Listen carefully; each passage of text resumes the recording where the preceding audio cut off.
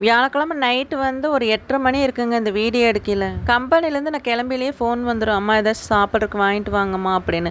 சாப்பிட்றதுக்கு கேட்டாலும் பரவாயில்ல, இந்த சாக்லேட்டு தான் கேட்குறாங்க 2 பேருமே. எங்க நெடுஞ்சனா கூட சாக்லேட்டுக்கு பதிலா வேற ஏதாச்சும் குடுத்தா சாப்பிட்டுக்குவேன். எங்க தர்ஷினிக்கு வந்து சாக்லேட்டு தான் வேணும். கம்பெனிக்கு வந்து 8 மணிக்கே ஃபோன் பண்ணிருவா, "அம்மா நீங்க வரையில டைரி மில்க் வாங்கிட்டு வந்துருங்கம்மா" அப்படின்னு. எங்க நெடுஞ்சனா சொல்லுவா, "அம்மா சாக்லேட் வேண்டாம்மா, சாப்பிட்றதுக்கு ஏதாச்சும் வாங்கிட்டு வாங்க" அப்படின்னு சொல்லுவா. அதனால தான் எங்க தர்ஷினிக்கு வந்து சாக்லேட்டும் வாங்கல, எங்க நெடுஞ்சனாக்கு வந்து தீனியும் வாங்கல. நான் பாட்டுக்கு பொரியும் நடக்கலையும் வாங்கிட்டு நேரா வீட்டுக்கு வந்துட்டேன்.